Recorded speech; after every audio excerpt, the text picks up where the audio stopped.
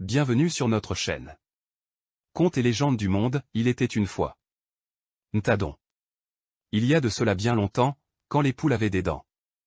Le roi de Kélétigila, revenant, un jour, accompagné d'un domestique, aperçut, couché et dormant dans la douve, au bord de la route, un enfant de 4 ou 5 ans. Il descendit de cheval, éveilla l'enfant, qui dormait, et lui demanda. « Que fais-tu là, mon enfant ?»« Je ne sais pas, » répondit-il. « Qui est ton père ?»« Je ne sais pas, et ta mère ?»« Je ne sais pas, d'où es-tu ?»« Je ne sais pas, quel est ton nom ?»« Je ne sais pas, » répondit-il toujours. Le roi dit à son domestique de le prendre en croupe sur son cheval, et ils continuèrent leur route vers Kélétigila.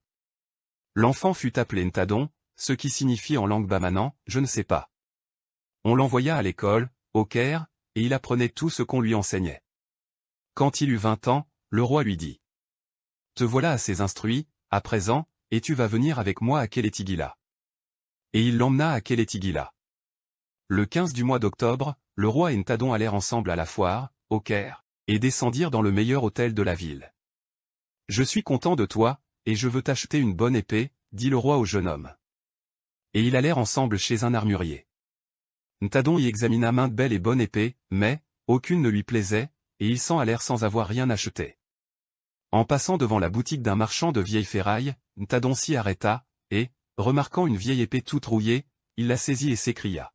« Voici l'épée qu'il me faut. »« Comment ?» lui dit le roi, « vois donc dans quel état elle est. Cela n'est bon à rien. Achetez-la moi comme elle est, je vous prie, et vous verrez plus tard qu'elle est bonne à quelque chose. » Le roi paya la vieille épée rouillée, qui ne lui coûta pas cher, et Ntadon l'emporta, tout heureux de son acquisition, puis, ils retournèrent à Kélétigila.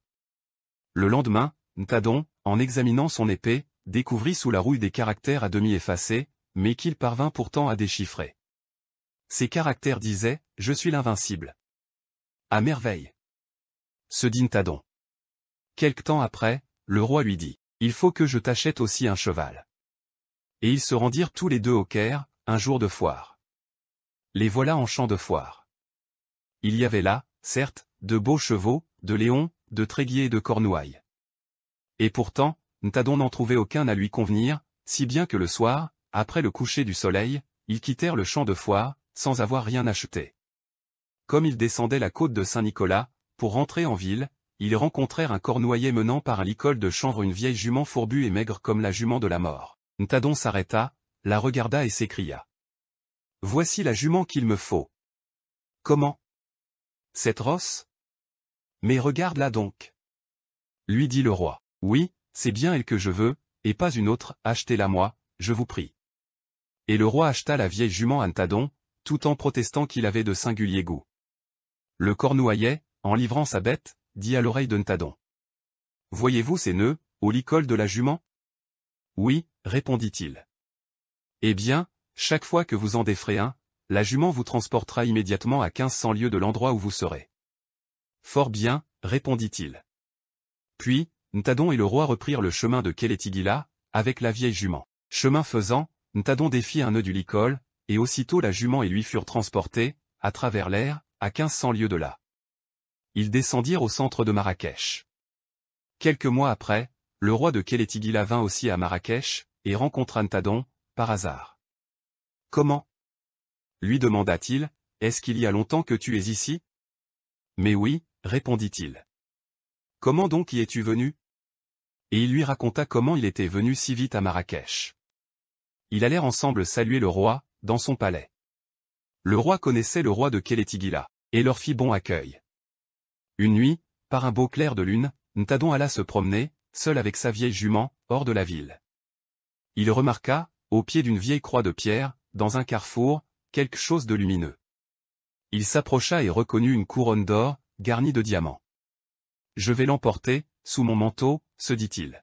« Gardez-vous en bien, ou vous vous en repentirez, » dit une voix venue il ne savait d'où. Cette voix, qui était celle de sa jument, se fit entendre jusqu'à 3 fois. Il hésita quelque temps et finit par emporter la couronne, sous son manteau. Le roi lui avait confié le soin d'une partie de ses chevaux, et, la nuit, il éclairait son écurie avec la couronne, dont les diamants brillaient dans l'obscurité. Ses chevaux étaient plus gras et plus beaux que tous ceux que soignaient les autres valets, et le roi l'en avait félicité souvent, de sorte qu'ils étaient jaloux de lui. Il y avait défense expresse d'avoir de la lumière dans les écuries, la nuit, et, comme ils en voyaient toujours dans l'écurie de Ntadon, ils allèrent le dénoncer au roi. Le roi n'en fit d'abord aucun cas, mais, comme ils renouvelèrent plusieurs fois leur dénonciation, il demanda au roi de Kélétigila ce qu'il y avait de vrai dans tout cela. « Je ne sais pas, répondit le roi, mais je m'informerai auprès de mon domestique. »« C'est ma vieille épée rouillée, répondit Ntadon, qui luit dans l'obscurité, car c'est une épée fée. » Mais, une nuit, ses ennemis, appliquant leurs yeux au trou de la serrure de son écurie, virent que la lumière qu'il dénonçait était produite par une belle couronne d'or placée sur le râtelier des chevaux, et qui éclairait sans brûler. Ils coururent en avertir le roi. Celui-ci, la nuit suivante, guetta le moment où la lumière fit son apparition, et, pénétrant subitement dans l'écurie de Ntadon, dont il avait une clé, comme de toutes les autres, il s'empara de la couronne, la mit sous son manteau et l'emporta dans sa chambre. Le lendemain, il convoqua les savants et les magiciens de la capitale, pour lui donner la signification de l'inscription gravée sur la couronne, mais aucun d'eux n'y comprenait rien. Un enfant de 7 ans, qui se trouvait là par hasard, vit aussi la couronne et dit que c'était celle de la princesse du Bélier d'Or. Aussitôt, le roi fit appeler Ntadon, et lui parla de la sorte. « Il faut que tu m'amènes à la cour la princesse du Bélier d'Or, pour être mon épouse, et, si tu ne me l'amènes pas, il n'y a que la mort pour toi. » Voilà le pauvre Ntadon bien embarrassé. Il va trouver sa vieille jument, les larmes aux yeux. « Je sais, lui dit la jument, ce qui cause votre embarras et votre tristesse. Vous rappelez-vous que je vous dis de laisser la couronne d'or où vous la trouvâtes, autrement vous vous en repentiriez, un jour? Voici ce jour venu. Pourtant, ne vous laissez pas aller au désespoir, car, si vous m'obéissez et faites de point en point ce que je vais vous dire, vous pouvez encore vous tirer de ce mauvais pas. Allez d'abord trouver le roi et demandez-lui de l'avoine et de l'argent pour le voyage. » Le roi donna de l'avoine et de l'argent, et Ntadon se mit en route avec sa vieille jument. Ils arrivent au bord de la mer, et y voient un petit poisson resté à sec sur le sable et près de mourir. « Mettez vite ce poisson à l'eau, dit la jument. Ntadon obéit, et aussitôt le petit poisson, élevant sa tête au-dessus de l'eau, parla de la sorte. « Tu m'as sauvé la vie, Ntadon, je suis le roi des poissons, et si jamais tu as besoin de mon secours, tu n'auras qu'à m'appeler, au bord de la mer, et j'arriverai aussitôt. » Et il plongea dans l'eau et disparut. Un peu plus loin, ils rencontrèrent un petit oiseau, pris dans des lacs. « Délivrez cet oiseau, dit encore la jument. » Et Ntadon délivra le petit oiseau, qui dit aussi, avant de s'envoler. « Merci. Ntadon, je te revaudrai ce service, je suis le roi des oiseaux, et si jamais moi ou les miens pouvons être utiles, tu n'auras qu'à m'appeler et j'arriverai aussitôt. » Ils continuèrent leur route, et, comme la jument traversait facilement les fleuves, les montagnes, les forêts et les mers, ils arrivèrent bientôt sous les murs du château du Bélier d'Or. Ils entendirent un vacarme épouvantable à l'intérieur du château, de sorte que Ntadon n'osait pas y entrer. Près de la porte, il vit un homme attaché à un arbre, par une chaîne de fer, et qui avait autant de cornes sur le corps qu'il y a de jours dans l'année. « Détachez cet homme et rendez-lui la liberté, dit la jument. Je n'ose pas en approcher. » Ne craignez rien, il ne vous fera pas de mal. Ntadon détacha l'homme, qui lui dit. Merci. Je vous revaudrai ce service, si jamais vous avez besoin de secours, appelez Griffe Cornue, le roi des démons, et j'arriverai aussitôt. Entrez à présent dans le château, dit la jument à Ntadon, et ne craignez rien, je resterai à paître ici, dans le bois, où vous me retrouverez, au retour. La maîtresse du château, la princesse du Bélier d'Or, vous fera bon accueil et vous montrera nombre de merveilles de toutes sortes. Vous l'inviterez à vous accompagner dans le bois, pour voir votre jument, qui n'a pas sa pareille au monde, et qui connaît toutes les danses de l'Afrique et des autres pays, que vous lui ferez exécuter sous ses yeux. Ntadon se dirige vers la porte du château. Il rencontre une servante, qui va puiser de l'eau à la fontaine du bois, et qui lui demande ce qu'il cherche par là. Ntadon se dirige vers la porte du château. Il rencontre une servante, qui va puiser de l'eau à la fontaine du bois, et qui lui demande ce qu'il cherche par là. Je voudrais, répond-il, parler à la princesse du Bélier d'Or. La servante va dire à sa maîtresse qu'un étranger vient d'arriver au château, qui demande à lui parler. La princesse descend aussitôt de sa chambre et invite Ntadon à visiter avec elle les merveilles de son château. Quand il eut tout vu, il invita à son tour la princesse à venir voir sa jument, dans le bois. Elle y consentit, sans difficulté. La jument exécuta devant elle les danses les plus variées, ce qui la divertit beaucoup. Montez sur son dos, princesse, lui dit Ntadon, et elle dansera avec vous fort agréablement. La princesse, après quelque hésitation, monta sur la jument, Ntadon sauta aussitôt à côté d'elle, et aussitôt la jument s'éleva en l'air avec eux et les transporta, en un instant, par-delà la mer. Vous m'avez trompé, s'écriait la princesse, mais vous n'êtes pas encore au bout de vos épreuves, et avant que j'épouse le vieux roi de Marrakech, vous aurez pleuré, plus d'une fois. Ils arrivèrent promptement à Marrakech. Dès en arrivant, Ntadon conduisit la princesse au roi et lui dit, en la lui présentant. Sire, voici la princesse du Bélier d'Or. Le roi fut ébloui par sa beauté, il ne se possédait pas de joie et voulait l'épouser, sur le champ.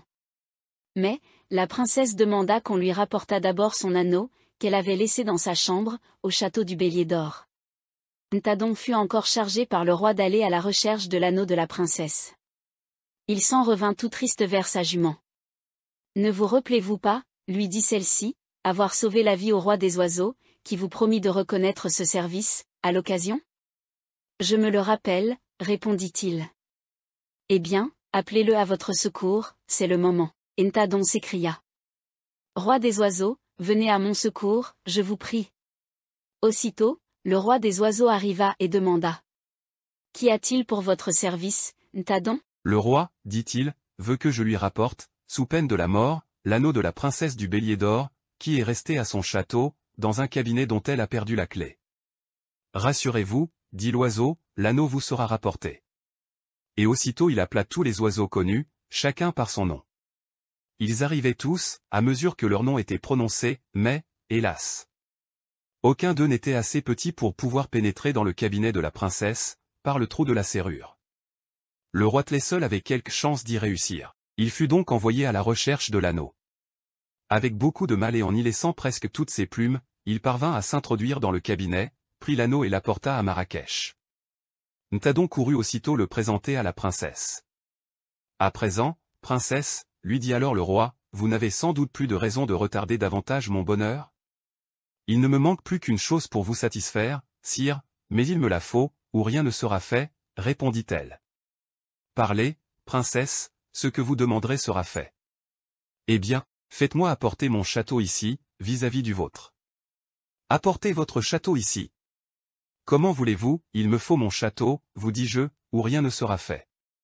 Et Ntadon fut encore chargé d'aviser aux moyens de transporter le château de la princesse, et il se mit en route avec sa jument. Quand ils arrivèrent sous les murs du château, la jument parla de la sorte. Appelez à votre secours le roi des démons, que vous avez délivré de ses chaînes, à notre premier voyage. Il appela le roi des démons, qui vint et demanda. Qu'y a-t-il pour votre service, Ntadon? Transportez-moi le château de la princesse du Bélier d'Or à Marrakech, devant celui du roi de Marrakech, et tout de suite. C'est bien, cela va être fait à l'instant. Et le roi des démons appela ses sujets, dont il vint toute une armée, et ils déracinèrent le château du rocher sur lequel il se trouvait, l'enlevèrent en l'air et le transportèrent à Marrakech. Ntadon et sa jument les suivirent et y arrivèrent aussitôt qu'eux. Le matin, les Marrakéchiens furent tout étonnés de voir l'éclat du soleil levant sur les dômes d'or du château et crurent à un incendie, aussi, criait-on de toutes parts, au feu. Au feu. Mais la princesse reconnut facilement son château et se hâta de s'y rendre. À présent, princesse, lui dit le roi, il ne vous reste plus qu'à fixer le jour des noces.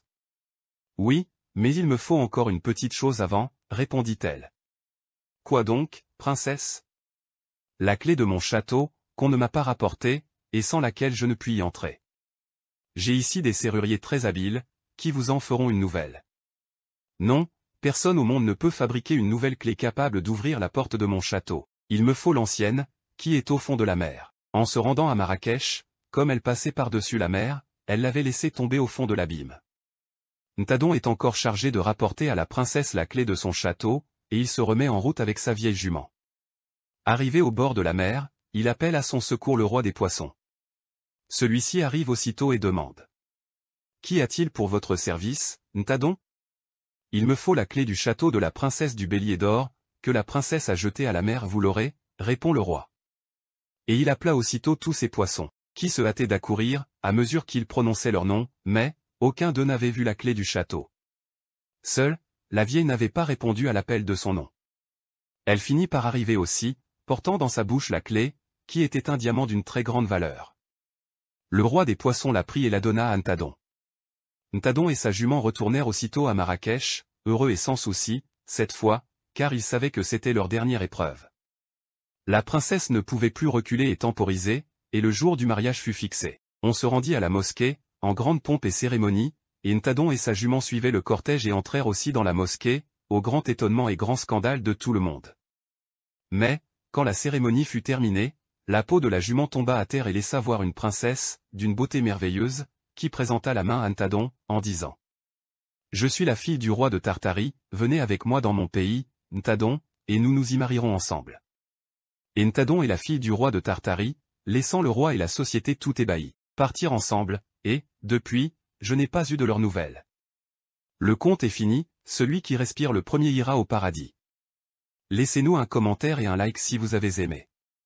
À très bientôt pour un nouveau conte sur ma chaîne YouTube, Contes et légendes du monde. Par Maître Berthet, le Maharaja.